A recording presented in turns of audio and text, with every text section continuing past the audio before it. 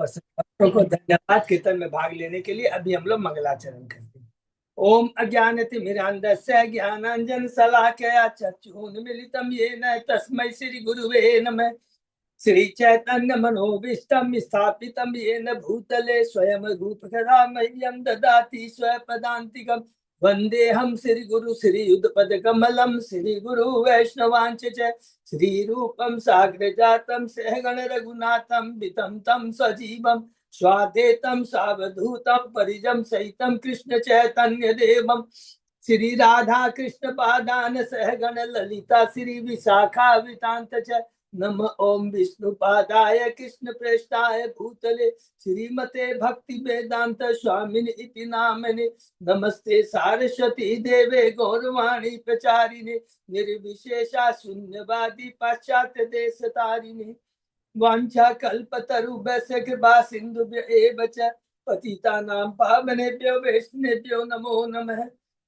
नमो महावदान्याय कृष्ण प्रेम पदायते कृष्णाय कृष्ण चैतन्य नामने गौरत्विषे नमः। हे कृष्ण करुणा सिंधु दीन बंधु जगतपते गोपेश गोपिका कांत राधा कांत नमस्तुते। तप्त कांचन गौरांगी राधे बिंदावनेश्वरी वृषभानुसुते देवी प्रणमामि हरिप्रिये। नीलांचल निवासाय नित्याय परमात्मने बलवत् सुभद्रायां जगन्नाथाय ते नमः। जय श्री कृष्ण चैतन्य प्रभु नित्यानंद श्री अद्वैत गदाधर श्रीवासादि गौर भक्तवृंद मुखम करोति वाचालम पंगु लंघे गिरिम यत्कृपातमहं वन्दे श्री गुरुं दीनतारिणं परमानंद माधवम श्री चैतन्येश्वरम। हरे कृष्ण कृष्ण कृष्ण हरे हरे हरे राम राम राम हरे हरे। श्री श्री मंगलाचरण की जय। शिला प्रभुपाद की जय। हरे कृष्णा। आज के इस भगवत चर्चा में सभी भक्तों का हार्दिक स्वागत है। सभी भक्तों के चरणों में मेरा सादर दंडवत प्रणाम है। राधा माधव राधा गोविंद परम वैष्णव गुरु आचार्यों की असीम कृपा से हम सब भक्त लोग मिलकर कई दिनों से भागवत के ऊपर चर्चा कर रहे हैं। अभी हम लोगों ने कैंटो 11 शुरू किया गया है। मुक्ति, आस्थे के बाद मुक्ति इसका विषय है। भागवतम का 11वां विषय है। सॉरी 8वां। हमने 9वां किया। 10 विषय 8वां विषय है। 9वां विषय, सॉरी करेक्ट। 10वां विषय निरोध है 12वां कैंटो के अंदर। ठीक है, तो अभी हम लोग इसमें चर्चा कर रहे हैं। और ये चर्चा कहाँ से शुरू हो रही है? भगवान श्री कृष्ण अपनी पूरी लीलाएं पूरी कर चुके हैं और भगवान अब इस धरा से अब प्रकट होना चाहते हैं। सुखदेव गोस्वामी जी पहले अध्याय में कहते हैं कि भगवान ने बलराम के संग में मिलकर करके अनेक असुरों का वध किया। कुरुक्षेत्र के माध्यम से उन्होंने असुरी प्रवृत्ति वालों का वध किया। अपने पांडवों को उन्होंने श्रेय प्रदान किया। उसके बाद में कहते हैं कि अब मुझे इस तरह से प्रकट होना चाहिए। तो उस भगवान लीला करते हैं। तो कौन सी है? मूसल लीला है। और इसको ऊपर में अलग अलग आचार्यों ने अपनी अलग अलग टिप्पणी दी है। किस प्रकार एक बार भगवान जब स्टार्टिंग का पूरा याद रखेंगे। स्टार्टिंग कहाँ से होती है? स्टार्टिंग ऐसी होती है कि वसुदेव जी कहते हैं, जब भगवान के संग वो द्वारका में भी रह रहे हैं ना, वसुदेव देव जी तो द्वारका में रह रहे हैं। तो वो देखते हैं, कहते हैं कि देखो, मैंने कृष्ण को हमेशा पुत्र के रूप में समझा, लेकिन मैंने उनका पूरा लाभ नहीं, उनके संग का लाभ नहीं उठाया। तो वो नारद मुनि जी के पास में आते हैं। और नारद मुनि सारे वहां पर जितने भी बड़े बड़े वो आते हैं, ऋषि गुणगण, विश्वामित्र, नारद, वशिष्ठ, दुर्वासा, भृगु, अलग अलग आते हैं और बहुत सुंदर वसुदेव जी के कहने पर वो अनुष्ठान करते हैं। और उसके बाद में जब वो जाने लगने थे, उसके पहले भगवान ने कहा ये मौका मिल गया है। तो भगवान क्या करते हैं कि एक लीला रचते हैं। लीला रच क्या रचते हैं कि उन साधुओं मुनियों के चरणों में अपराध कराते हैं अपने ही पुत्र सांब के द्वारा। मुनि क्रोध हो जाते हैं तो क्या नाटक करते हैं? कहते हैं, तुम कहते हो कि मुझे बताओ तुम्हारे घर में बालिका है या बालक तुम्हारे घर में, तुम्हारे घर में तो एक मूसल है जो कि तुम्हारे समस्त कुल का विनाश करेगा। और मुनियों की वाणी कभी भी गलत नहीं जाती, ये बाहरी दृष्टि से। और दूसरी दृष्टि क्या, बार बार रिपीट करेंगे, क्योंकि हम लोग क्या है कि बद्ध आत्मा है, तुरंत सोच लेंगे। तो भगवान तुरंत मुनियों के माध्यम से अभिशाप देते हैं, शाप देते हैं यदुवंशियों का, कि ये जो तुम्हारे मूसल होगा। और वास्तव में वो लोग जब निकाल के देखते हैं तो मूसल ही रहता है। अब उसके बाद में यदुवंशी बालक बहुत ही घबरा जाते हैं और कृष्ण के पास में जा कर करके, किसके पास जाते हैं, उग्रसेन के पास जाते हैं। उग्रसेन ने भी कृष्ण की सलाह लिए बिना ही मूसल को टुकड़े टुकड़े करके समुद्र में फेंकने का आदेश दिया। उस लोहे का एक टुकड़ा मछली ने निगल लिया और लोहे के शेष अंग समुद्र के किनारे पर पड़े रहे थे। धीरे धीरे धीरे, देखिए ये कितना बड़े, धीरे धीरे वे ऊंचे सूल की तरह उग कर खड़े हो जाते हैं। और उधर किसी मछुए ने, जिस मछली ने उसको निगला था एक लोहे के टुकड़ों को, तो मछुआ पकड़ लेता है और उसके पेट से जो लोहा निकलता है, जरा नामक के शिकारी है, उसे ले लेता है और अपनी तीर में लगा लेता है। अंत में इस 24वें श्लोक में भगवान बहुत अच्छी बात है, सुखदेव गोस्वामी बहुत अच्छी बात कहते हैं। ब्राह्मणों के सांप को पलटने में समर्थ होते हुए भी श्री कृष्ण ने ऐसा नहीं किया। क्यों नहीं किया? क्योंकि कृष्ण के इसके पीछे दिव्य लीला है। लीला क्या है? भगवान ब्राह्मणों के सपोर्ट से, ब्राह्मण माने योग माया के माध्यम से उनको सपोर्ट कर कर कर कर करके अपना जो उद्देश्य पूरा पूरा करना चाहते हैं। क्या उद्देश्य है? कि अपने पूरे यदुवंशियों को अप्रकट करने के बाद खुद अप्रकट होंगे। और इसके पीछे अलग अलग बहुत सारी लीलाएं हम लोगों ने पढ़ा है कि भगवान जब चले जाएंगे, जो मायावादी जो सहजिया है, वो क्या करेंगे, इन्हीं को ही पूजेंगे। अरे यही भगवान है, भगवान के वंशज है। उन्हीं का रूप सहजिया करके, कृष्ण का रूप कर कर करके मैंने अलग तरह की लीला कर। एक तो ये हो गया। फिर भगवान ने कहा कि एक शिक्षा देते हैं, जो लास्ट 24 श्लोक के तात्पर्य हमने पढ़ा। भगवान कहते हैं कि शुद्ध कृष्ण के शुद्ध भक्त की सेवा करने के बजाय अगर मनुष्य उनके चरणों में अपराध करता है, तो भगवान भले ही उनके वंश के ही माने उन वंशज क्यों ना हो, उनके पुत्र क्यों ना हो, भगवान उसे क्षमा नहीं करते हैं। तो स्थापित करते हैं कि शुद्ध भक्तों के चरणों में अपराध नहीं होना चाहिए। ये अलग से कई कारण, और एक भी कारण और भी सबको याद रहना ना, और क्या, कि जो भगवान लीला के समय सब लोगों को लेकर आए थे, ये नोट करके रखे। स्वर्ग लोक से भी लेकर आए थे, बैकुंठ लोक से भी लेकर आए थे, द्वारका से भी लेकर आए थे, गोकुल धाम से भी लेकर आए थे। अब लीला हो गई ना, सबको वापस जाना है ना, तो भगवान देवताओं को देवका अपनी जगह स्वर्ग लोक भेज दिए, बैकुंठ लोक भेज दिए। इस तरह करके भगवान अलग अलग जिस भी जगह से आए थे उनको वहां पर वापस भेजते हैं, और उनको वापस भेजने के लिए ये लीला करते हैं। तो ये पूरा का पूरा शिव गोस्वामी, श्रीधर गोस्वामी, सबकी, विश्वनाथ चक्रवर्ती सबकी टिप्पणियों को लेकर करके ये हमने पूरा सुंदर ढंग से चर्चा किया। फिर दूसरे अध्याय में हम लोगों ने प्रवेश किया। बहुत सुंदर, यहाँ से ये तो भगवान के अप्रकट होने का कारण हमने पढ़ा। और अब दूसरे अध्याय से, और ये अप्रकट होने का, ये जो भगवान अप्रकट होते हैं वो कितने अध्याय में मिलेगा?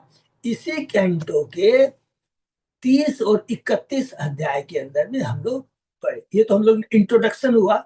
और 30-31 अध्याय में अब भगवान अप्रकट हो जाते हैं, लीला करते हैं। तो बीच में क्या करते हैं भगवान? बीच में भगवान क्या करते हैं? उद्धव के माध्यम से उद्धव गीता सुनाते हैं। वो कहां से शुरू होगी? 7वें अध्याय से लेकर 29 अध्याय में उद्धव गीता सुनाते हैं। इसको याद रखना चाहिए।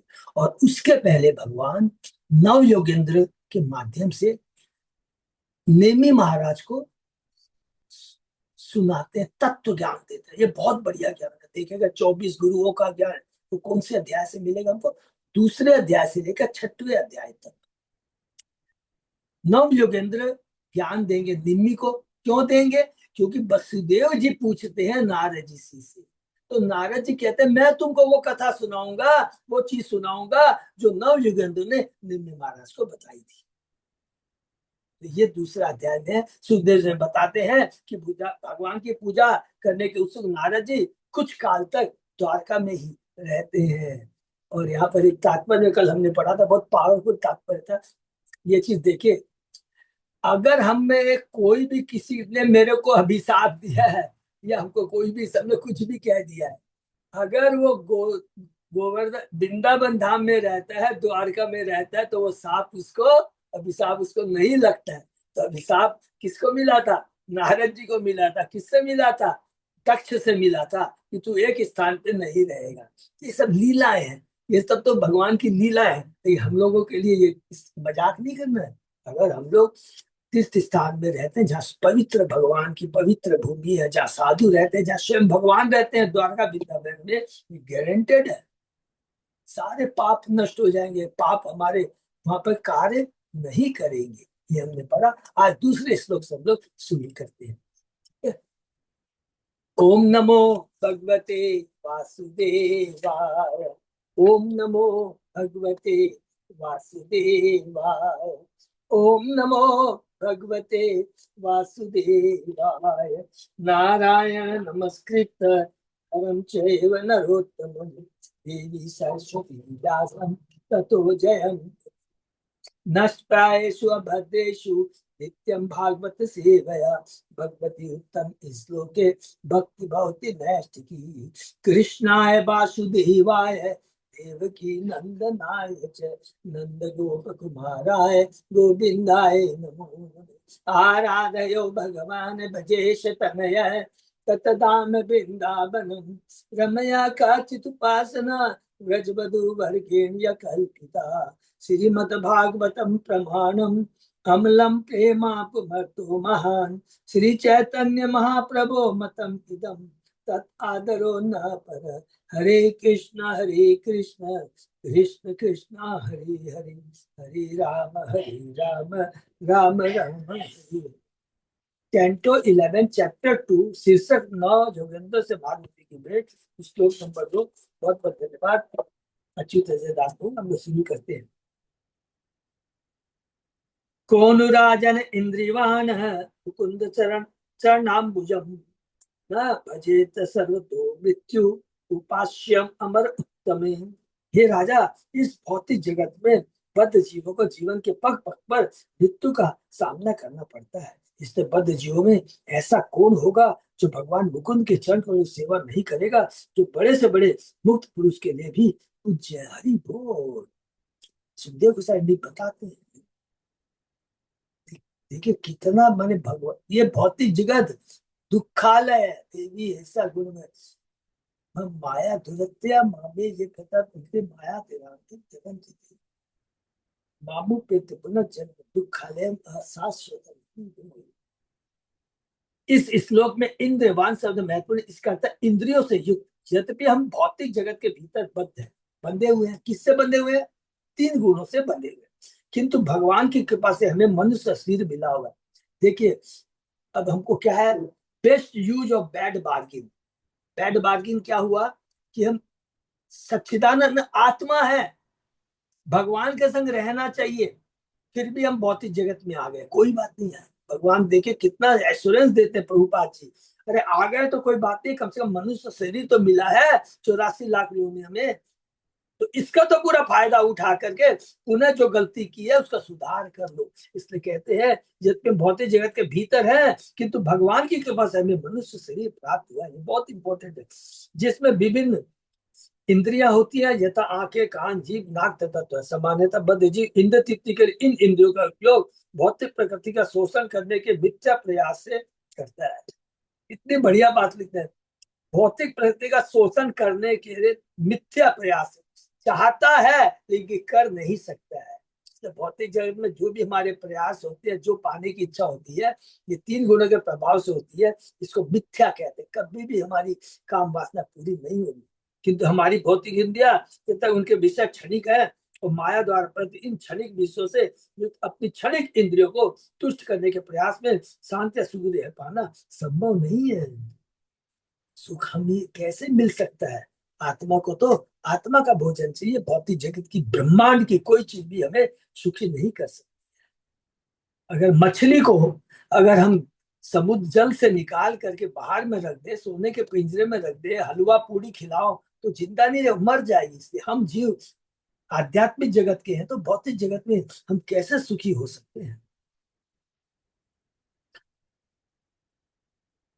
पुरुष स्त्री द्वारा आकृष्ट होता है, काम वासना जागृत होने से वह उसके साथ विवाह कर लेता है और शीघ्र उसका परिवार बन जाता है, जिससे अधिकाधिक लालन पालन करने की आवश्यकता होती है। इस तरह उसका अबोध तथा सरल जीवन समाप्त हो जाता है और वह अपने जीवन का अधिकांश अपने परिवार की आवश्यकताओं को पूरा करने में गधे की तरह कठिन परिश्रम करते हुए व्यतीत करता है। श्रीमद भागवत के तृतीय स्कंद में भगवान कपिल स्पष्ट बताते हैं कि आजीवन अथक कार्य करने के बावजूद परिवार के लोग पिता से संतुष्ट रहते हैं, और जब थका माता पिता वृद्धावस्था को प्राप्त होता है, तो परिवार के चिड़े हुए सदस्य से उसे उसी तरह व्यवहार करते हैं जिस तरह किसान अपने बूढ़े तथा अनुपयोगी बैल से करता है। हरि बोल। कभी कभी पुत्रगण अपने पिता के धन को उत्तराधिकार के रूप में प्राप्त करने के सपने देखते हैं और चुपके चुपके उसके मरने की बाट जोतते हैं। आजकल लोग वृद्ध माता पिता की शुश्रूषा करने से, माने सेवा करने के कष्ट से चिढ़ते हैं, अतः उन्हें ऐसे संस्थानों में भेज देते हैं जहां वे अपने तथाकथित प्रियजनों के लिए जीवन भर कठोर परिश्रम करते रहने पर भी अकेले उपचित कर मर जाते हैं। इंग्लैंड के एक डॉक्टर का कष्ट रहित मृत्यु का सुझाव है कि जो वृद्ध व्यक्ति कार्य न करे, उसे दवा देकर मार डाला जाए। देखिए, और ऐसा कलयुग आएगा कि वो चाहेगा ही कि मैं मर जाऊं, खुद ही ले लेगा। इसलिए हम लोगों को ये एक बहुत बड़ी चेतावनी है प्रभुपाद जी की तात्पर्य से, कि हमें अभी से ही, अभी यदि नहीं है तो पूर्ण रूप से भक्ति में लग जाना चाहिए। और लिखा है हम लोगों ने कि जो भगवान की भक्ति करता है वो भगवान के संरक्षण में होता है। इस शब्द को भूलना नहीं है, पूरा विश्वास होना चाहिए। अंतिम क्षण में भगवान हमारी रक्षा करेगा, उनके संरक्षण में रह करके इस शरीर को हम छोड़ेंगे। कोई भी भौतिक, ये जो है ना कि मेरा ये है, मेरा ये है, मेरा पति पत्नी, कुछ याद नहीं आएगा, केवल कृष्ण का ध्यान रहेगा। भगवान कहते हैं अंत काले च मामेव ईश्वर मुक्ता कले भैरव, तो वो भगवान के धाम जाएगा। छोटी सी खाली एक कंडीशन है, शर्त है, हरि नाम का आश्रय लेना। आजकल कुछ लोग भौतिक इंद्रियों की इच्छा करते हुए पारिवारिक जीवन की असुविधा से बचने की आशा से स्त्रियों के साथ मुक्त यौन संबंध स्थापित करना चाहते हैं, जिससे विवाह की मुसीबत न उठानी पड़े। देखिए प्रभुपाद जी ने कितने दिन पहले लिखा था, और अभी तो ये एकदम ओपन हो गया है। जन्म निरोध गर्भपात द्वारा वे बच्चों के पालन पोषण के झंझट से मुक्त हो लेते हैं। इस बिना किसी भौतिक रुकावट के वे भौतिक इंद्रियों आनंद लूटने की आशा करते हैं, किंतु प्रकृति के नियमों के द्वारा ऐसे व्यक्ति भगवान के प्रति अपने असली कर्तव्य से बचने व अपनी तृप्ति के लिए अन्यों को बिना किसी विचार के हिंसा कष्ट पहुंचाने के कारण पाप के जाल में बन जाते हैं। अप्रयुक्त कार्यों के जाल में बनकर वे अपनी मूल शुद्ध चेतना से दूर हो जाते हैं। वो धीरे धीरे प्रकृति के नियमों को समझने की सारी शक्ति गवा बैठते हैं। अर्थात गवा बैठते हैं, ऐसे बोल सकते हैं वो तमोगुणी लेवल पे आ जाते हैं। क्या सच भूल, जो पशु प्रवृत्ति होती है ना, ठीक वही हाल हो जाता है। इसलिए वहां पर सर्वतो मृत्यु कहा गया। मृत्यु से ऐसा प्रकट होती है जिससे ऐसे अश्वत इंद्रिय भोक्ता चौक पड़ते हैं, और मृत्यु के तथाकथित सारे भौतिक उसके कार्यकलापों को विनष्ट कर देती है। प्राय ऐसे लोगों को भयानक रोग लग जाते हैं और उन्हें अकथनीय कष्ट भोगना पड़ता है, जिसका अंत मृत्यु के साथ होता है। यदि कि शुभेच्छु उनसे इन तथ्यों का संकेत करता है, उन्हें असलियत बताने का प्रयास करता है, तो वे नाराज होकर उस पर धार्मिक मंचला या निराशावादी होने का दोषारोपण करते हैं। इस तरह से प्रकृति के नियमों की तनिक भी परवाह नहीं करते, जब तक कि ये नियम उसे ध्वस्त नहीं कर देते और उन्हें निराधार आशा के लोक के बाहर नहीं निकालते। पाप में फलों के अत्यधिक संचय के फलस्वरूप पाप मैं फलों के अत्यधिक संचयन के फलस्वरूप कर्म के नियमों द्वारा उन्हें महान कष्ट भोगना पड़ता है। बहुत पावरफुल चीज है। जितने हम पाप करते हैं, और इसमें यदि हम पाप करते हैं ना, घबराना नहीं है। हम सोचते पाप नहीं करेंगे, प्लीज एक चीज का याद भी रखना, पुण्य कर्म भी, क्योंकि दोनों ही बांधते हैं। कई बार होता है कि हम कोई भी मीनिंग का आधा अर्थ निकाल लेते हैं, भगवान कहते हैं कि इस भौतिक जगत में पाप और पुण्य कर्म दोनों ही एक समान है तत्व की दृष्टि से, क्योंकि दोनों ही बंधन का कारण है, दोनों ही इस भौतिक जगत में रहते हैं। तो हमको इस पाप और पुण्य कर्म से ऊपर उठना है। पाप कर्म इसलिए बोलते हैं कि पाप कर्म यदि करते हैं, इतने पाप करते हैं तो मनुष्य योनि से हाथ को बैठेंगे, पशु योनि में चले जाएंगे, पशु योनि से पुनः मनुष्य योनि में समय लगेगा, और उसके बाद में मनुष्य योनि में आने के बाद में फिर वही क्रिया करेंगे, तो ये चक्र चलता रहेगा। इसलिए पाप और पुण्य को छोड़ो, हमको क्या करना है, भगवान का आदेश, इस भौतिक जगत से कैसे निकला जाए, इन तीन गुणों से कैसे मुक्त हुआ जाए, इसके लिए हमें प्रयास करना है। पाप में फलों का अत्यधिक संचय होता है, जीवन के निम्न योनियों में गिरकर स्थूल इंद्रियों के परे सारी वस्तुओं की समस्त जागरूकता खो देती है। कभी कभी जीव भौतिकतावादी इंद्रिय के दुखद प्रभाव को समझ पाता है। भौतिकतावादी जीवन की वेदना तथा कष्ट से उद्विग्न होकर तथा उच्चतर जीवन से अनभिज्ञ होकर वह नव बौद्ध दर्शन को ग्रहण करके तथाकथित शून्यवाद की शरण कहता है।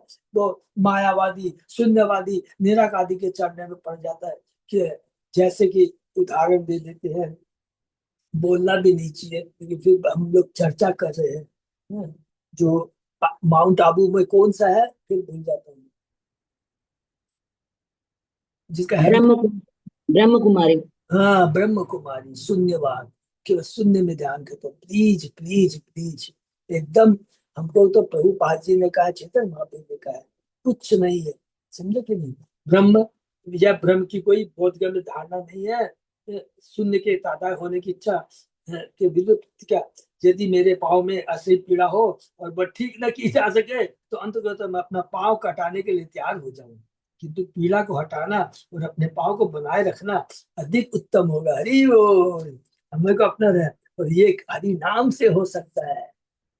हरि नाम से सारे कष्ट मिट जाएंगे, मेरा जीवन धन्य हो जाएगा, हमको कुछ भी करने की दरकार नहीं है। इसे तो हम मिथ्या अहंकार में सोचते हैं, मैं सर्वे सदा हूँ, मैं सबसे महत्वपूर्ण व्यक्ति, I am the proprietor, I am the controller, I am the जज, मेरा समाज में बहुत सम्मान है, मेरे बराबर कोई बुद्धिमान नहीं।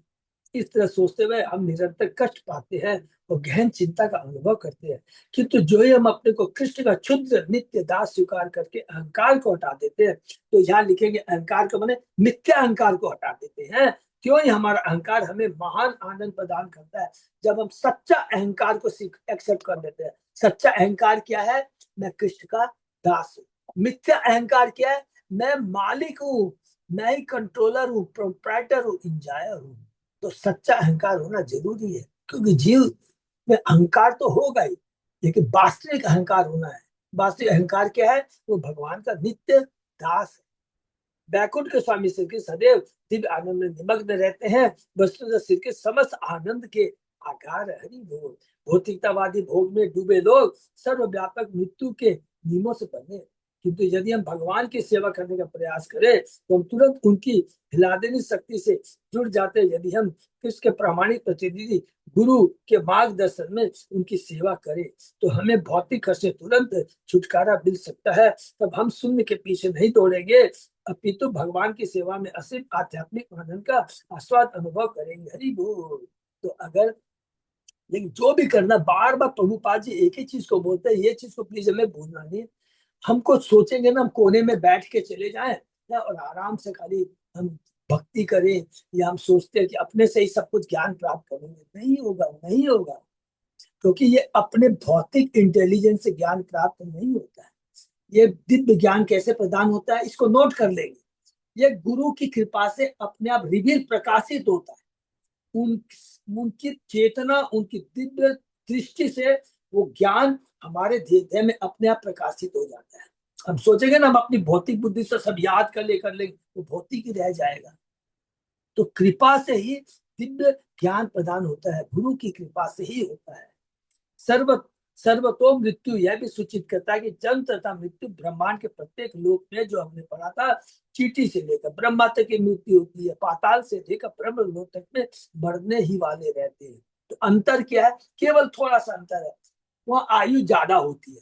ब्रह्मा जी की आयु लंबी होती है, चींटी की आयु बहुत क्षणों की होती है, तो मृत्यु तो होती है, इतना ही फर्क है। अतएव तथाकथित अंतरिक्ष यात्रा तथा विश्व चेतना व्यर्थ, क्योंकि विश्व में कहीं भी नित्य जीवन नहीं है। हम सोचे चंद्रमा में चले जाए, कहीं भी चले जाए, सब जगह मृत्यु निश्चित। अंत में कृष्ण के अतिरिक्त अन्य किसी वस्तु की सेवा में लगने की व्यर्थता को समझना और नित्य आनंद की सेवा करना बुद्धि का सर्वोच्च विकास है। यद्यपि हमारी वर्तमान बुद्धि संकुचित है और प्रकृति के नियम द्वारा बद्ध है, किंतु नश्वर तथा व्यर्थ एवं नित्य तथा असली के मध्य भेद करना सीख कर भगवान मुकुंद के चरणों से ज्ञान करके अपने लिए असीम सौभाग्य की सृष्टि कर सकते हैं। हरि बोल। तो जो संकुचित बुद्धि वाला होता है और विकसित बुद्धि वाला होता है। तो मनुष्य में भी हमने पढ़ा है ना, 3 तरह की चेतना होती है। मुकुलिता जो साधारण मनुष्य में होता है, विकसिता जैसे हम लोग भगवान की भक्ति में हमको विकसिता हम क्यों बोलते हैं, कोई पूछेगा तो बताना पड़ेगा, बोलेगा खाते को खाली डिंग हाँकते हो कि मेरी विकसिता है, नहीं। हम इसलिए विकसिता बोलते हैं कि हमको मालूम है सत्य क्या है और असत्य क्या है, भौतिक जगत क्या है, आध्यात्मिक जगत क्या है। भौतिक जगत नश्वर है, सारी चीजें संबंध सब कुछ यहाँ पर टेम्परेरी है, और लेकिन हम आत्मा भगवान का अंश है जो आध्यात्मिक जगत से आए हैं। तो ये जो अंतर समझ लेता है और उसके अनुसार जीवन यापन करना शुरू कर देता है, उसको कहते हैं उसके विकसित चेतना। विकसित चेतना इसका नहीं जिसने बहुत करोड़ों अरबों रुपया कमा लिया, नहीं, बहुत बड़ा ज्ञान प्राप्त कर लिया, नहीं, ये सब भौतिक है। जिसने आध्यात्मिक ज्ञान कर लिया, आत्मा का ज्ञान प्राप्त कर, आत्मा का कल्याण किसके अंदर में, उसको समझ करके गुरु के शरण में जाकर के उस पथ में अपने को स्थापित कर दिया। भले ही कितनी देरी लग जाए उसमें घबराना नहीं है। एक बार पटरी में तो आ गई ना, अब जनता एक्सप्रेस से चले या राजधानी से चले वो एक अलग चीज है, दिल्ली तो पहुंचेगा ही पहुंचेगा। सिंपल चीज है, ट्रैक में रहना चाहिए, ये बहुत जरूरी है। तो यही चीज बताते हैं। तमेकदा तु देवऋषिं वसुदेवो गृह आत्मगम हर्षितम सुखम आशीनम अभिवाद्यो इदम अब्रवीत्। एक दिन देवर्षि नारद वसुदेव के घर आए। हरि बोल, बहुत सुंदर यहाँ से है, यहाँ से शुरू होगा। एक दिन देवर्षि नारद वसुदेव के घर आए, उनकी उपयुक्त सामग्री से पूजा करके सुख में बिठाए, आदर सम्मान करने के बाद वसुदेव इस प्रकार बोले। देखिए यहाँ पर 2 चीज है, हम लोग जो भी पढ़ते जाएंगे ना, चूंकि हम लोग बहुत तत्व को पढ़ जाएंगे। जो भगवान का जो शुद्ध भक्त होता है वो खाली विचरण करता रहता है, किस लिए, कि बद्ध जीवों का उद्धार हो सके। देखिए वसुदेव जी कौन है, कृष्ण के पिता हैं, लेकिन नारद जी की कितनी महत्ता है। वो भगवान का शुद्ध भक्त है कि हर जीव को कृष्ण का ज्ञान मिले, भक्ति का ज्ञान मिले। तो इसीलिए गुरु आचार्य जब भी किसी के घर में आते हैं ना, वो बहुत बड़ा भाग्यशाली है। यदि ब्रह्मचारी किसी के घर में आते हैं, प्रसाद लेते हैं, समझ लीजिए आप बहुत ज्यादा भाग्यशाली है। ये करोड़ों अरबों रुपया खर्चा करके भी, माने कोई यज्ञ करके भी ये क्योंकि ये उसको प्रदान होता है जिसकी भावना कृष्णमय है, जो भक्तों का आदर करते हैं। तो सदैव अंदर से उनकी आत्मा कहती है कि नहीं, मेरे को इनके घर जाके प्रसाद ग्रहण करना है।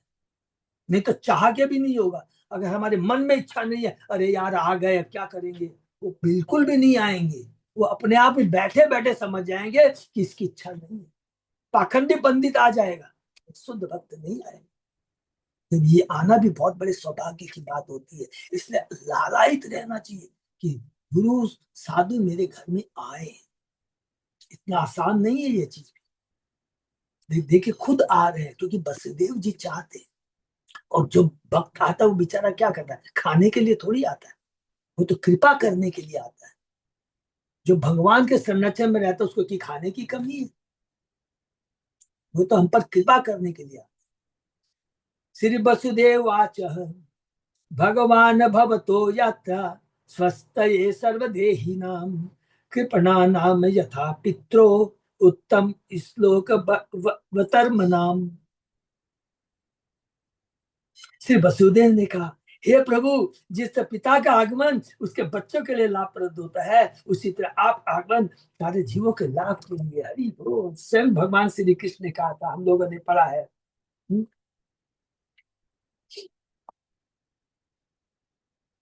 आप उनमें से जो अत्यंत दुखियारे हैं तथा वे जो उत्तम श्लोक भगवान के पथ पर अग्रसर है उनकी विशेष रूप से सहायता करते हैं। हरि बोल। सब देखिए भगवान खुद कहते हैं, हम लोगों ने पढ़ा है ना 82, 83, 84 अध्याय के अंदर में कि सूर्य ग्रहण के समय जब सब नारद वगैरह सब आते हैं कुरुक्षेत्र में, तब भगवान कहते हैं नारद के लिए ना कि आप जो घूमते रहे, एक इस समय कहते हैं, और 69 श्लोक में जब भगवान द्वारका के अंदर में जब नारद जी द्वारका में भगवान कृष्ण के आचरण, दो समय में भगवान ये बात कहते हैं। वसुदेव यहाँ पर नारद मुनि की महिमा का वर्णन करते हैं। कृपणानाम यथा पितृ उत्तम श्लोक अवतर्म नाम पद महत्वपूर्ण है।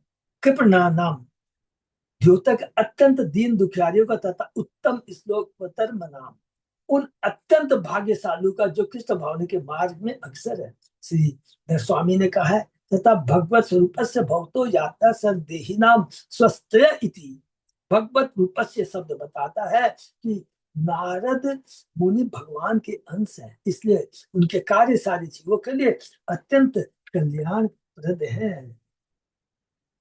श्रीमद् भागवत के प्रथम स्कंद में नारद मुनि को भगवत का मूर्त रूप बताया गया। कैंटो 1 में हमने पढ़ा है ना, नारद जी है ना, नारद जी ने अपनी लीला बताई है, पिछले जन्म की दासी पुत्र थे, उसके बाद में कैसे वो भगवान की भक्ति कर, और वो कैसे भक्त बने सबको मालूम है। 3 स्टेज बताया गया है। एक तो उन्होंने सबसे पहले ये वेदांतवादियों का या परमहंसियों का झूठन खाया। झूठन खाने से क्या सारे पाप नष्ट हो गए, पहला तो स्टेज ये हो। और उसके बाद में उनकी सेवा करने से भगवान के प्रति भक्ति जागृत हो गई। और उसके बाद में उनसे कथा सुनने से वो नारद दासी पुत्र क्या बन गया, इस जन्म में नारद बन गया। और नारद का जो है वो पूरे ब्रह्मांड में भगवान ने वो जो दिया, पूरे ब्रह्मांड में जा सकते हैं, वो कोई रोक टोक नहीं है। देवता नहीं जा सकता, नारद जी जा सकते हैं। देवताओं को तो क्षीर सागर में खाली जाना पड़ता है, और भगवान क्षीरोध्याय विष्णु खाली हाँ प्रभु मेरे को कष्ट हो रहा है तो वो खाली उनकी सुनते हैं और आवाज देते हैं, दर्शन नहीं देते हैं। ये याद रखना है। ये तो नारद जी की कृपा है, तो कितने महान है। श्रीमद् भागवत के पंद्रह में नारद मुनि को भगवत कृपा का मूर्त बताया गया है। वही यह कहा गया कि नारद को कृष्ण भक्ति की कला का उपदेश देने की विशेष शक्ति प्रदत्त। हरि बोल। नारद मुनि बद्री जी को यह उपदेश देने में विशेष समर्थ है कि वे किस तरह अपने वर्तमान कार्यों को अपने कर्तव्य वर्तमान जीवन में किसी प्रकार का व्यतिक्रम उत्पन्न किए बिना ही कृष्ण भक्ति के साथ साथ संपन्न करे। ये बहुत बढ़िया है। आज देखिए हम लोग का, मैं बार बार याद करता हूँ, जब ये सब चीज पढ़ता हूँ सब भक्तों को भी याद दिलाता हूँ। प्रभुपाद जी के जो डायरेक्ट शिष्य हैं, जब भी आए प्लीज मौका मत खोजिए। इस पे ने जब पता का समय गुना राधा राज स्वामी महाराज, इतने बहुत सारे महाराज है, प्लीज प्लीज ये मौका हम लोग को तो मालूम नहीं और कितना दिन मिल पाएगा। पूरा उनका लाभ उठाना, संग होना, उनसे दीक्षा ग्रहण करनी है, इतना आसान नहीं है। श्री भक्ति सरस्वती ने कृपण सब की परिभाषा बृहद नारायणक उपनिषद से उदन करते हुए एतद अक्षरम गार्गी विदित्वा समालोकात प्रेति कृपण है। हे गर्गाचार्य की पुत्री, जो व्यक्ति अच्युत ब्रह्म के विषय में कुछ जाने बिना ही इस संसार से चला जाता है, वह कृपण या कंजूस है। इस भौतिक जगत में हम आकर करके अगर भगवान के बारे में नहीं जानते हैं, भगवान की भक्ति नहीं करते हैं, वो वास्तव में कंजूस है। अर्थात जिसने अपने इस मनुष्य जीवन का सदुपयोग नहीं किया वो कंजूस है। दूसरे शब्द में मनुष्य जीवन इसलिए प्रदान किया जाता है कि हम भगवान के साथ अपने नित्य आनंद संबंध को समझ के, जैसा कि इसी अध्याय के दूसरे श्लोक में इंद्रवाण शब्द द्वारा सूचित है, मनुष्य शरीर विशेषता इसलिए मिला है कि हम भगवान कृष्ण की सेवा कर सके। यह मानव शरीर सबसे बड़ी संपत्ति है, क्योंकि मनुष्य की अत्यंत विकसित बुद्धि उस पर ब्रह्म कृष्ण को समझ पाने में सक्षम है। देखिए इसको अंडरलाइन कर ले, विकसित बुद्धि। भगवान की मनुष्य को जो विकसित बुद्धि दी है, बिचारी चींटी, शेर, कुत्ता, बिल्ली कुछ नहीं, उनको तो जितना दिन का जीवन मिला उतना दिन रहना पड़ेगा, कोई स्वतंत्रता नहीं है।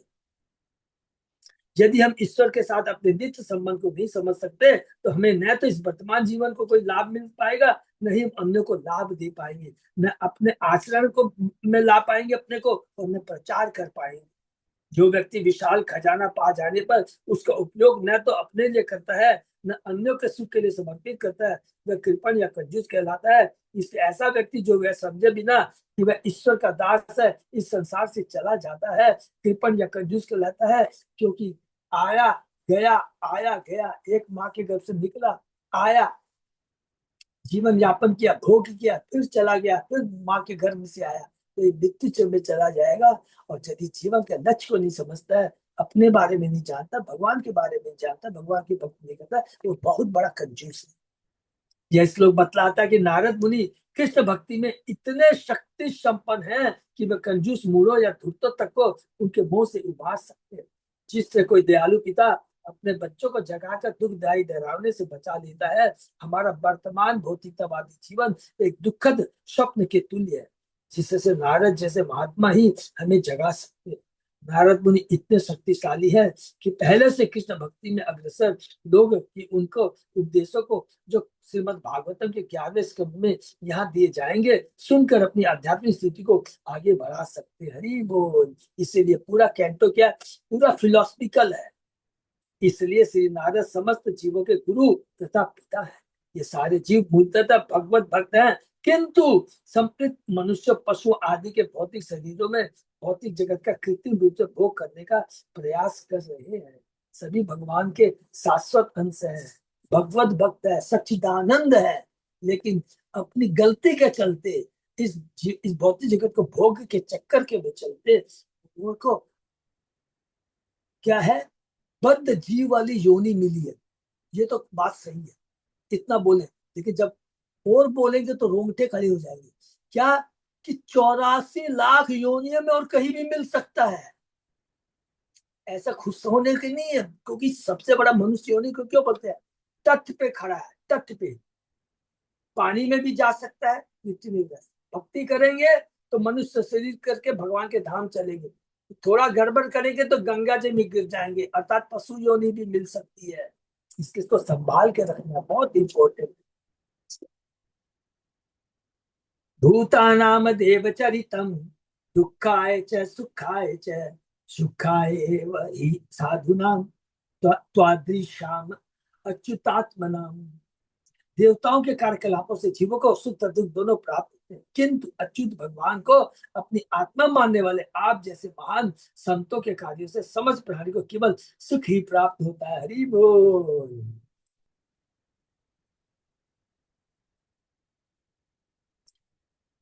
इसका पूरा पढ़ के पूरा है, देव लिखा देखिए देवताओं के कार्य।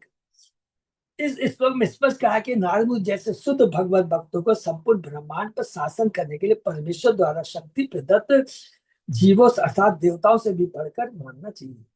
तो बहुत सिंपल चीज है, सबको समझ में आ गया। देवताओं तो क्या चीज देते हैं? भौतिक फल प्रदान देते हैं, क्षणिक होते हैं, और वो जब खत्म हो जाते हैं तो पुनः फिर हमको कष्ट मन चलता रहता है। वो शाश्वत हमें सुख प्रदान नहीं कर सकते, वो तो भगवान का शुद्ध भक्त ही दे सकता है। भगवत गीता में कहा गया, इष्टान भोगान ही वो देवा दास्यन्ते यज्ञ भाविता ते दतान अप्रदा यज्ञो जो भूमते स्तेन देव स। हरि बोल। जीवन की विभिन्न आवश्यकताओं की पूर्ति करने वाले विभिन्न देवता यज्ञ संपन्न होने पर प्रसन्न होकर तुम्हारी सारी आवश्यकता की पूर्ति करेंगे। ब्रैकेट में लिख सकते हैं, तुम्हारी सारी भौतिक आवश्यकताओं की पूर्ति करेंगे, नहीं तो सारा कंफ्यूजन हो जाएगा। किंतु जो इन उपहारों को बदले में देवताओं को अर्पित के बिना भोगता है वह निश्चित रूप से चोर है। इस संदर्भ में श्री माने बिना भगवान को ऑफर किए यदि कोई करता है वो चोर है। इस संदर्भ में श्रील प्रभुपाद ने देवताओं के विषय में यह टिप्पणी की, देवतागण सांसारिक कार्यों के लिए अधिकार प्राप्त प्रशासक, अंडरलाइन कर लेंगे प्लीज, देवतागण सांसारिक कार्यों के लिए अधिकार प्राप्त प्रशासक है। प्रत्येक जीव के शरीर तथा आत्मा का पालन करने के लिए आवश्यक वायु, प्रकाश, जल या तथा अन्य सारे वरदान देवताओं के अधिकार में है, जो भगवान के शरीर के विभिन्न भागों के में असंख्य सवतार के रूप में स्थित है। अब आप इसमें यदि कोई भी प्रचार कार्य में हम जाएंगे तो थोड़ा कंफ्यूजन नहीं होगा, क्योंकि भगवान ने कहा है गीता के अभी हम लोग जो पढ़ रहे हैं पुरुषोत्तम योग, उसमें भगवान ने क्या कहा है? भगवान ने जो कहा है 12वां 13वां 14वां 15 4 श्लोक हमने पढ़ा है ना, भगवान कहते हैं सूर्य के बाद में जो शक्ति है, चंद्रमा के बाद जो शीतलता है, ये सारी चीज मेरे से ही आती है। अर्थात भगवान ने देवताओं को दिया है और देवता के माध्यम से हमको मिलती है। They are not the creator, they are only the distributor. Actually manufacturer नहीं है, मैन्युफैक्चर तो केवल कृष्ण है। उनकी प्रसन्नता प्रसन्नता मनुष्य द्वारा संपन्न यज्ञों पर निर्भर करती है। दूसरे शब्दों में भगवान की व्यवस्था के साथ भौतिक संपत्ता देवताओं की प्रसन्नता पर निर्भर करती है। देवताओं को खुश कर दीजिए तो वो आपको वो चीज दे देंगे। यदि देवता यज्ञ न करने से या उन्हें अनुचित ढंग से करने के कारण असंतुष्ट रहते हैं तो उन्हें मनुष्य को विविध प्रकार के कष्ट प्रदान करने का अधिकार प्राप्त रहता है। भौतिकतावादियों के लिए ये सब चीज में कोई भी कंफ्यूजन नहीं होगा।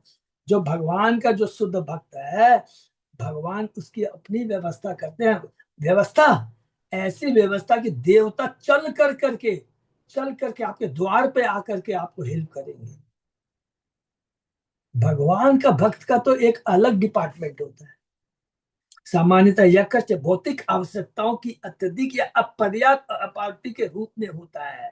उदाहरणार्थ जीवन के लिए सूर्य की धूप आवश्यक, किंतु यदि सूर्य की उष्मा अत्यधिक या कम रहे तो हमें कष्ट होता है। अत्यधिक या अपर्याप्त वर्षा भी कष्ट का कारण बन जाती है। इस तरह यज्ञ की संपन्नता के अनुसार ही देवतागण मनुष्य को सुख या दुख प्रदान करते हैं। किंतु जैसा कि यहाँ पर कहा गया है, नारद जैसे महान संत पुरुष सदैव समस्त जीवों पर दयालु रहते हैं। बहुत सुंदर श्लोक है। तितिक्षुवा कारुणिकासु हृदय सर्वदेहि नाम अज्ञात सत्य वै शांत साधु साधु भूषण। बहुत सुंदर श्लोक, सबको याद आ गया था। देहूति तो भगवान माता देवती। साधु के लक्षण है कि वह सहिष्णु, दयालु तथा समस्त जीवों का मित्र होता है। उसका कोई शत्रु नहीं होता। वह शांत होता है, वह शास्त्रों का पालन करता है। उसके सारे लक्षण उदात्त होते हैं। भागवत में श्री प्रभुपाद इस श्लोक की टीका करते हुए साधु का चित्रण इस प्रकार किया है। ये श्लोक सबको याद है ना, कैंटो 3 में हमने पढ़ा था।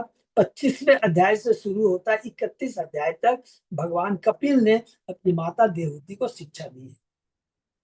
साधु का जिस तरह ऊपर वर्णन हुआ है, भगवान का भक्त होता है अतः उसका मुख्य कारण लोगों में भगवान की भक्ति जगाना है। हरि बोल। यह उसकी दया है। वह जानता है कि भगवान की भक्ति वह मनुष्य जीवन चौपट हो जाता है। हरि बोल। भक्त कभी भी पशु के मरने से ऐसे बड़े युद्ध करते हैं चौपट हो जाता है, क्योंकि मनुष्य जीवन, मनुष्य योनि बहुत दुर्लभ है। अगर इसका सदुपयोग नहीं करते हैं तो ये उसको क्या कहते हैं, आत्मा का हनन करने वाला होता है। भक्त संसार भर में भ्रमण करके द्वार द्वार पर जाकर उपदेश देता है कि कृष्ण भक्त बनो, अपनी पांचवी प्रवृत्तियों को पूरा करने में अपना जीवन नष्ट न करो। अपनी पांचवी प्रवृत्ति सबको समझ में आ गया ना। अरे जो पशु काम करता वो काम तुम भी मत करो। उस पशु भी तो खाली खाना, अपनी रक्षा करना, बच्चा पैदा करना, सोना, तो वो वाला काम तुम मत करो। अरे वो तो चींटी से लेकर सारे पशु सब तरह के लोग करते हैं। हाँ? यह मानव जीवन आत्म साक्षात्कार या कृष्ण भक्ति के लिए है। ये ही साधु के उपदेश है। वह अपने मोक्ष से संतुष्ट नहीं होता। हरि बोल। वह सदैव अन्य के विषय में सोचता रहता है। वह अपने मोक्ष से संतुष्ट नहीं होता। अगर कोई उससे पूछेगा तो हमसे पूछेगा तो कोई हम बोलेंगे कि क्या वो भी भौतिक जगत में रहना चाहता है, तो हम क्या उत्तर देंगे? तुमको बोला अरे भाई वो भौतिक जगत में रहते हुए ऑलरेडी मोक्ष अवस्था में रहता है। मेरे गुरु महाराज कोई 3 गुणों से ऊपर है, भौतिक जगत में रहते हुए भी वो मुक्त है। वो सब मुक्त आत्मा है, उनके बारे में सब नहीं सोचना है। अरे जेल जेल के अंदर में जेलर भी रहता है और कैदी भी रहते हैं। तो जेलर क्या कैदी होता है क्या? जेलर कैदी नहीं होता है। जेलर तो उन कैदियों को सुधारने के चक्कर में रहता है। उसी तरह जेलर रूपी गुरु जो भक्त होता है दूसरों को सुधारने के लिए इस भौतिक जगत रूपी जेल में रहते हैं। वो स्वयं में कैदी नहीं होते हैं। वह समस्त पतित आत्माओं के प्रति अत्यंत दयालु होता है। वह अतः उसका एक गुण है कारुणिक का, अर्थात पतित आत्माओं के प्रति करुणा या दया। यही सबसे बड़ी दान है, यही सबसे बड़ा कृपा है। और जो ऐसा कार्य करता है वही सबसे बड़ा दयालु है, आपका वेल विशर है।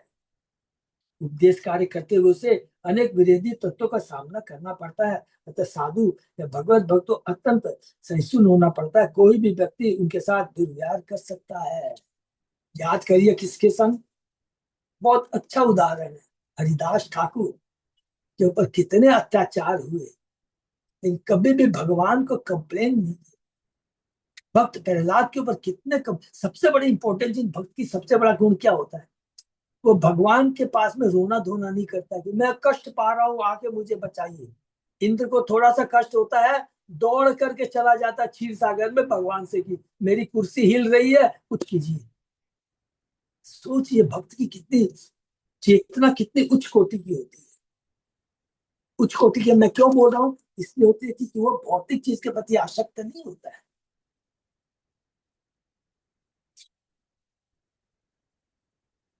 क्योंकि बद्ध जीव भक्ति के दिव्य ज्ञान को प्राप्त करने के लिए सन्नत नहीं होते, उन्हें यह पसंद नहीं आता, ये उनका रोग है।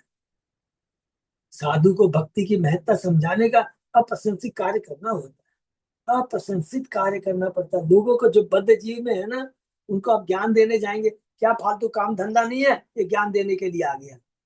क्योंकि माया उसके चेतना को जकड़ी हुई है, बांधे रखिए, समझ में नहीं आता है, बोलता फालतू की बकवास कर रहा है, मेरा टाइम वेस्ट कर रहा है। देखो अभी 1 घंटा मेरा टाइम वेस्ट कर दिया, अभी मैं और दूसरे काम में लगता तो अभी 1 करोड़ रुपए कमा चुका होता।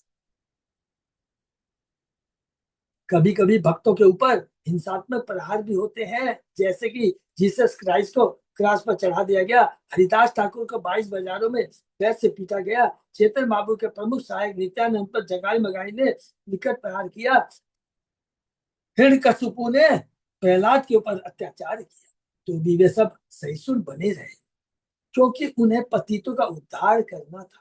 साधु का एक और गुण यह है कि वह परम सहिष्णु तथा पतितों के प्रति दयालु होता है। वह दयालु इसलिए होता है क्योंकि वह समस्त जीवों का शुद्ध चिंतक है, वह न केवल मानव समाज का शिक्षक होता है, वो समस्त जीवों का, माने चींटी से लेकर के कुछ भी सबका शुभ चिंतक होता है। क्यों शुभ चिंतक होता है, हमसे पूछेगा तो हमको जवाब देना पड़ेगा, क्योंकि सब जीवों में चींटी से लेकर सब में वही परमात्मा विद्यमान है, और वही आत्मा है जो परमात्मा का अंश है। वही परमात्मा जो हमारे हृदय में है वही चींटी के हृदय में है, और जो आत्मा हम आत्मा और वो चींटी की आत्मा दोनों भगवान के अंश है। एक ही पिता के सब संतान है, किसी की चेतना कम है, किसी की ज्यादा है। अपितु पशु समाज, वह न केवल मानव समाज का सुचिंतक होता है, अपितु पशु समाज का भी। यहाँ पर सर्वदेही नाम कहा गया है, जो उन समस्त जीवों का सूचक है जिन्हें भौतिक शरीर मिले हुए। ये बहुत इंपॉर्टेंट पॉइंट है। जब भी हम जीव, समस्त जीवों तक कभी भी हम मन में आता मनुष्य के बारे में बात हो रही, नहीं नहीं, पूरी 84 लाख योनियों में जितने सबके बारे में। न केवल मनुष्य को भौतिक शरीर प्राप्त है, अपितु अन्य जीवों को भी, यथा कुत्ता बिल्लियों को भी भौतिक शरीर प्राप्त है। और थोड़ा और आगे हम जाएं तो घबराना नहीं है, फ्रैंकली बोलना है, इंद्र को भी वही भौतिक शरीर प्राप्त है, ब्रह्मा को भी वही भौतिक शरीर प्राप्त है। तो किसी को घमंड नहीं करना चाहिए, थोड़ा भी गलती किया तो क्लीन बोल्ड हो जाएगा। भगवत भक्त प्रत्येक जीव के प्रति दयालु होता है, चाहे वह कुत्ता हो या बिल्ली, वृक्ष हो या अन्य कुछ। वह समस्त जीवों के साथ ऐसा व्यवहार करते हैं जिससे अंततः वे भव बंधन से मोक्ष पा सके। भगवान चैतन्य के एक शिष्य शिवानंद ने एक कुत्ते के साथ आध्यात्मिक का व्यवहार करके उसे मोक्ष दिलाया। हरि बोल। ऐसे अनेक उदाहरण जो कि अभी हम लोग पढ़ेंगे चेतन चैतन्य में, मध्य लीला में हम लोग पढ़ेंगे। किसके पास शिवानंद सेन है, भगवान ने उनको कार्य दिया था। उनका काम क्या था, वो सारे भक्तों को बंगाल से लेकर के पूरी लेके जाते थे, और बीच में जो सारी व्यवस्था वही करते थे, चुंगी टैक्स वैक्स देना वही करते थे। तो उसी समय वो एक कुत्ते को भी कुत्ता भी उनके पीछे पड़ जाता, लेके जाता, और वो भगवत धाम चला जाता। ऐसे नहीं जिसमें साधु की संगति से कुत्ते को मोक्ष प्राप्त हो सका, क्योंकि साधु समस्त जीवों के हितार्थ पर उपकार में लगा रहता है। किसी से शत्रुता न रखने पर भी यह संसार इतना कृतज्ञ है कि साधु के भी अनेक शत्रु बन जाते हैं। एक शत्रु तथा मित्र में क्या अंतर है, ये आचरण का अंतर। हरि बोल। साधु सारे बद्ध जीवों को भव बंधन से छुटकारा दिलाने के लिए सबों के साथ आचरण करता है, अतः वह बद्ध जीवों को मोक्ष दिलाने वाला सबसे बड़ा मित्र। साधु शांत होता है और शांति पूर्वक शास्त्रीय नियमों का पालन करता है, और साथ ही साथ भगवत भक्त होता है। जो वास्तव में शास्त्रीय नियमों का पालन करता है उसे भगवत भक्त होना चाहिए, क्योंकि सारे शास्त्रों का यही आदेश है कि भगवान के आदेशों का पालन, यही परम इंस्ट्रक्शन है। भगवान के आदेशों का क्या पालन, परम इंस्ट्रक्शन भगवान का क्या आदेश, क्या है आदेश, क्या है? सर्वधर्मान परित्यज्य मामेकम शरणं व्रज। सब कुछ छोड़कर मेरी शरण में आ जाओ, क्योंकि तुम मेरी संतान हो। क्या इधर उधर भटक रहे हो, खाली रेंटेड के हाउस में हो क्या? जैसे होता है ना, एक आचार्य देखिए कितनी बड़ी टिप्पणी है। जिस प्रकार कुत्ता एक घर से दूसरे घर तीसरे घर में भूख रोटी के लिए घूमता रहता है, वही जीव की स्थिति है। उसको क्या कहे, कभी वो पृथ्वीलोक में रहता है, वो एक घर हो गया, कभी ऊपर जाता है भूलोक में जाता है, जमलोक तपलोक में जाता है, तो ये दूसरे तीसरे घर हो गए। कभी नीचे की तरफ जाता है, अतल बीतल सुतल, ये सारे घर हो गए। तो हम जीव कुत्ते की तरह कभी ऊपर कभी नीचे करते रहते हैं। अरे हमको ये ऊपर नीचे नहीं करना है, इससे निकलना है। अतः साधु करता शास्त्रों के आदेशों का पालन करने वाला तथा भगवान का भक्त। भक्त में ये सारे गुण पाए जाते हैं। भक्त में देवताओं के सारे गुण विकसित होते हैं, किंतु अभक्त में चाहे वह विद्या की दृष्टि से कितना ही योग्य क्यों न हो, दिव्य साक्षात्कार के मापदंड के अनुसार वास्तविक सद्गुणों का लक्षणों का अभाव रहता है। इसके वसुदेव ने नारद मुनि के लिए साधु शब्द का प्रयोग किया है, जो यह बताता है कि भगवत भक्त का पद देवताओं के पद से भी बढ़कर होता है, क्योंकि देवता की कोई तुलना ही नहीं। इसके ऊपर में एक चीज याद आ गया होगा, हम लोग को सबको याद आ जाता है, मेरे को इंद्र का और वृत्तासुर की लीला याद आ जाती है। इंद्र भगवान के पास जाता है कि मुझे किसी प्रकार से मुझे आप बचाइए, मेरे को ये वृत्तासुर ने मेरा पद प्राप्त कर लिया, मुझे इससे बचाइए। तो भगवान बोलते ठीक है कोई बात नहीं, तुम एक काम करो, तुम दधीची के पास चले जाओ और दधीची को बोलो कि तुम अपनी हड्डियां दे दो, और उससे मैं जो वज्र बनेगा उससे तुम वृत्तासुर का वध कर पाओगे। आदमी भौतिकता में इतना पागल हो जाता है, और वृत्तासुर के पास दधीची के पास जाके बोलता है कि आप अपनी हड्डियां दे दो। दधीची मजाक में करता है, ओह तुम मुझे मारना चाहते हो, और मार करके अपने स्वार्थ के लिए तुम ये करना चाहते हो। लेकिन दधीची तो भगवान का परम भक्त है। उसने कहा कि भगवान का आदेश है, तो ऐसे मेरा जीवन का धन्य हो गया। अपनी हड्डियां दे देता है। देने के बाद इंद्र उसे वज्र बनाता है। अब देखिए, जब वज्र बनाता है तो वृत्तासुर के ऊपर जाके आक्रमण करता है, लेकिन वो इतना, माने मूर्ख मैं बोल रहा, हम लोग को बोलने का अधिकार नहीं है। वो क्या करता है, क्योंकि उसको अभी भी वज्र पर विश्वास नहीं है, वो सबसे पहले अपनी गदा चलाता है, और जैसे वो गदा चलाता है वृत्तासुर उसको बाएं हाथ से पकड़ के फेंक देता है। तो वृत्तासुर बोलता, अरे मूर्ख, ये गदा मेरे ऊपर काम नहीं करेगी, ये तुम्हारे ऊपर ये वज्र है, यही काम करेगा। क्यों काम करेगा? क्योंकि ये भगवान के परम भक्त की हड्डी से बना हुआ है। और इधर ये वृत्तासुर जो वर्ड बोल रहा है, देखिए उसमें भाव। तो आचार्य क्या बोलते हैं, वृत्तासुर इसलिए इंद्र को मूर्ख बनाता है कि तू ये वज्र को चला, तो क्योंकि अगर ये वज्र वृत्तासुर को लगेगा तो भगवान के भक्त के हड्डी से बना हुआ जो वज्र मेरे को लगेगा तो मेरे को भगवान का धाम मिल जाएगा। देखिए कितना बड़ा स्वार्थ है। और ये बेवकूफ है, इसको इंद्र का पद चाहिए, चल तू इंद्र का पद ले ले जा। ये इसको बोलते हर चीज में भक्त के जो, इसलिए इसको कहते हैं विकसित बुद्धि है, जिसको डेवलप माइंड कहते हैं। तो हर चीज में हम जब भी भक्ति करते हैं ना, तो हमको कभी भी कुछ प्रॉब्लम आए, कुछ है ना, पड़क करके भौतिकता में आके ऐसे गड़ नहीं। इसके पीछे, क्योंकि ये याद रखना, हम भगवान की यदि भक्ति कर रहे हैं तो भगवान मेरे साथ में है, इसमें भी भगवान की कोई योजना है। भौतिक दृष्टि से लगेगा कि ये गड़बड़ हो गया, कितने हम लोग एग्जाम्पल देते हैं ना। अरे तुमने मेरी फ्लाइट कैंसिल कर दी, तुमको बोला था ये कर दो, तू करवा के नहीं दिया, मेरा ये हो जाएगा। थोड़ी देर बाद में पता लगा फ्लाइट क्या हो गई, क्रैश कर गई। अरे पल पल में भगवान है, भगवान की भक्ति है। खरी ये चेतना का फर्क है। तो या शुद्ध भक्तों के बारे में, नारद के बारे में जो हम लोगों ने पढ़ा, देखे थोड़ा सा पढ़ा, तो शुद्ध भक्तों का संग बहुत ही, बिना शुद्ध भक्त के संग हम भगवान की कृपा प्राप्त नहीं कर सकते, जीवन का लक्ष्य पूरा नहीं कर सकते। ज्ञानी बन सकते हैं, भक्त नहीं बनेंगे। हमको भक्त बनना है। ज्ञान से चेतना में परिवर्तन नहीं आता है, भक्त के संग से भक्ति करके चेतना में परिवर्तन आता है। सत्यव्रत महाराज कहते हैं, बहुत अच्छी बात कहते हैं।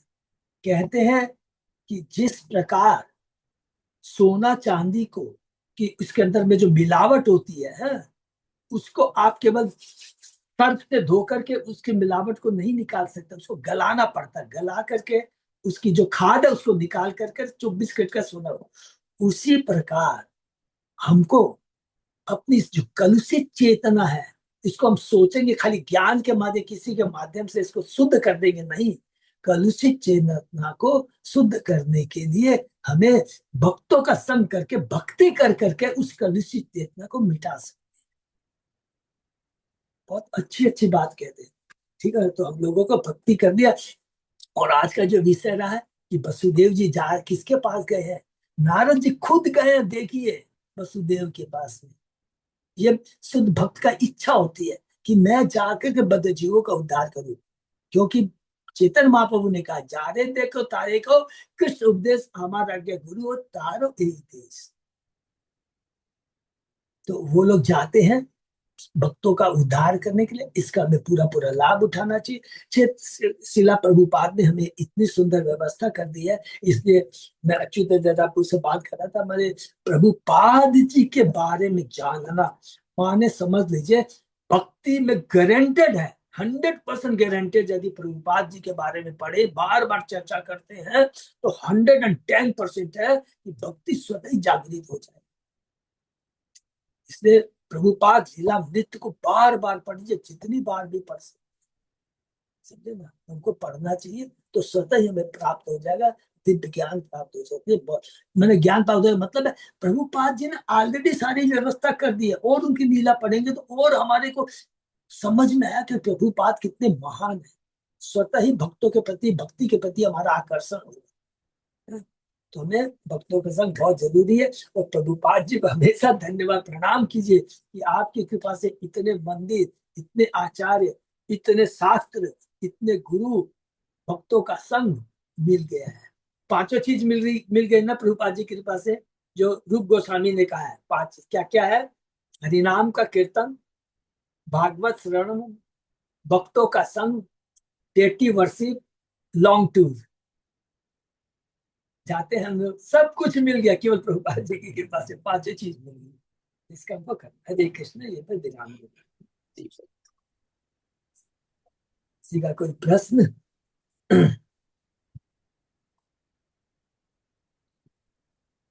बहुत बहुत धन्यवाद सब भक्तों को हृदय से, सब एक दूसरे के लिए, एक दूसरे को धन्यवाद देंगे कि हम सब लोग एक मिल करके भगवत चर्चा कर पा रहे हैं। और भी जो भी चीजें आती है ना, जो हमारे मंदिर से भी, अच्छा सब लोग, ये मैं भूल गया, प्लीज ऑनलाइन सब लोग कर रहे हैं ना डिसिपल कोर्स, जिसने नहीं किया है, मैं कहता हूँ यदि अभी माइंड सेटअप भी नहीं किया है कि दीक्षा ने, प्लीज कर लीजिए। मैं आपको बोल नहीं रहा, ऑनलाइन करवाने में बहुत मेहनत लगी है।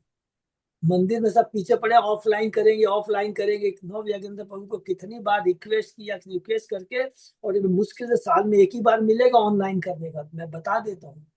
कल ऑफलाइन 4 जन तो प्रभु जी, हम उनके है क्लास प्रभु। हमारे क्लास से कल 4 जन फॉर्म भरे हैं, हो गया कम।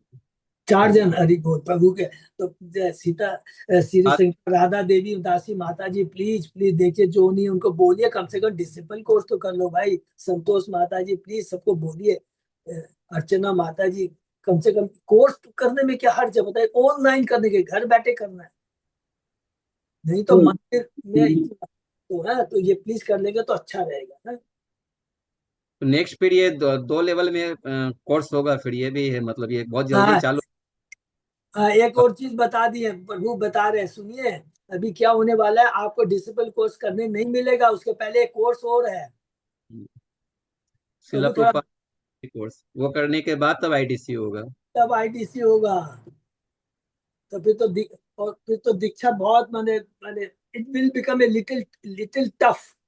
तो प्लीज प्लीज ये मौका जल्दी से कीजिए, फटाफट कर करके हरि नाम दीक्षा ले लीजिए। ठीक है ना। हरे कृष्ण, बहुत बहुत धन्यवाद। सही भक्तों का बहुत बहुत धन्यवाद। शनि विराम देते हैं, फिर कल सुबह 7 बजे।